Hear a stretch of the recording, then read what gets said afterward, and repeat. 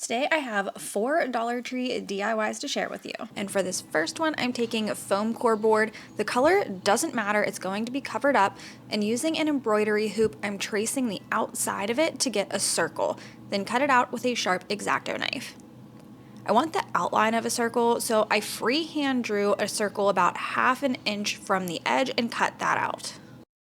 Initially, I also cut a smaller circle, but ended up swapping this out for a metal ring because it just was not sturdy enough. I wrapped the entire ring and foam circle with jute twine, adding in a dab of hot glue here and there to keep it in place. After the rings were wrapped, I took a lighter to the twine. I like this look and how it adds a slight char to some of the twine, but if you're not comfortable with this step, do not do it, it's not necessary. Next, I put a dab of hot glue attaching the 2 rings together to keep them in place, and then start wrapping the twine again. This time, only the bottom where the 2 connect will have the twine close together. As I start going up, I leave about a 1/2 inch gap between each twine strand on the larger ring. And to keep the twine in place where I wanted it, I did add hot glue on each row.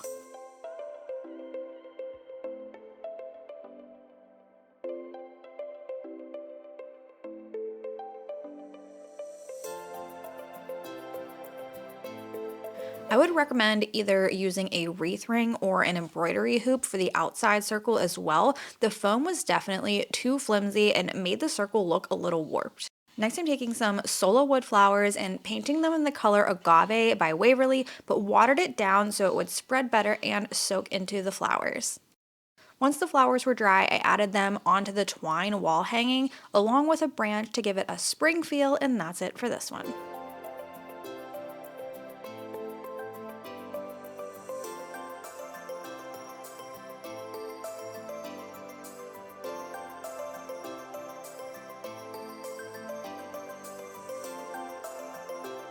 For this project, I'm taking 2 pencil holders from Dollar Tree and gave them a scuff sand so the paint will stick better, and then painted them in a coat of gesso and then agave.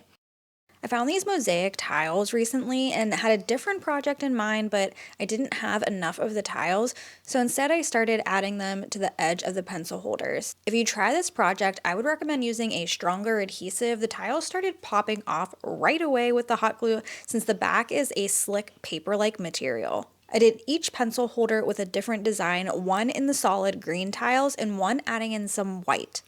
On the white one, I also added some of this tile around the front of the pocket, and then on the solid green one, I added a stencil to the front. That's it for these. You could use them as a propagation station right on the window since they have a suction cup, or for pencils or paintbrush organization. Super easy and super cute.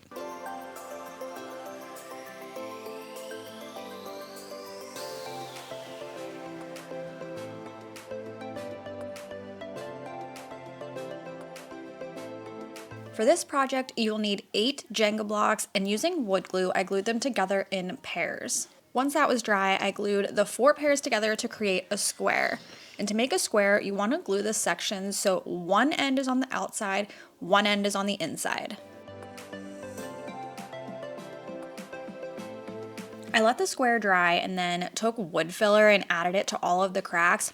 This isn't necessary, I'm just a perfectionist, and then I took 2mm macrame cord and cut down 5 strands. I didn't measure the length, but this is probably about 30 inches each. And then I folded each strand in half and added it to the corners of the square using a lark's head knot. To bring all the cords together at the top, I used the 5th strand and made a wrap. I have a few videos on how to create the wrap, so I will link one up in the cards and also down in my description box.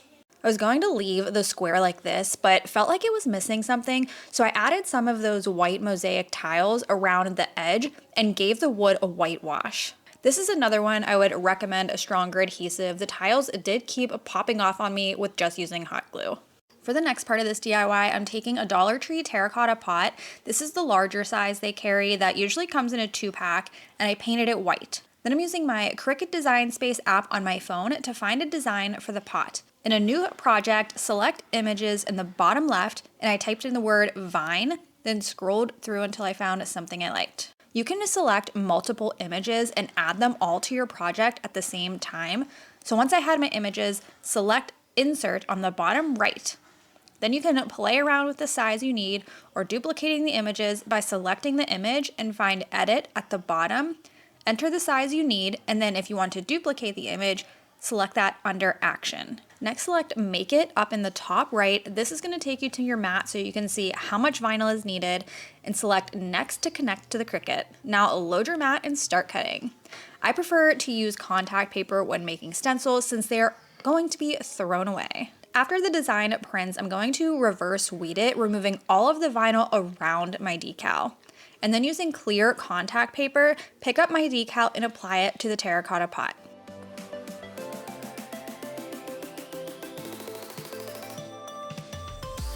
Next, I painted the pot with the color agave, giving it 2 coats. Typically when I apply a decal like this and paint over it, I remove the vinyl while the paint is still wet. However, with this one, that did not work out so well. The paint was sticking to the decal and peeling up with it. When I got to the last one, the paint was dry, so that one came off the cleanest, and I did go back and touch up the areas that needed it with a little detail paintbrush. But I think the terracotta texture is what caused the paint to peel up on this one. Now I just added the pot to the square and added some florals. I love the way this one turned out.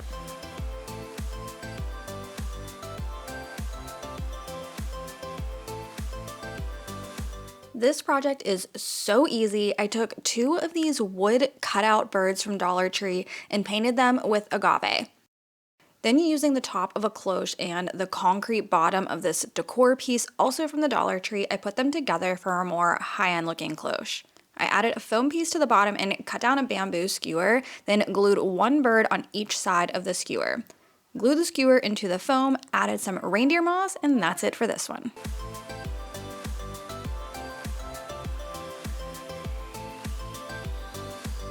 For more Dollar Tree DIY inspiration, check out this video right here. That's all I got for you today, and I'll see you in the next one.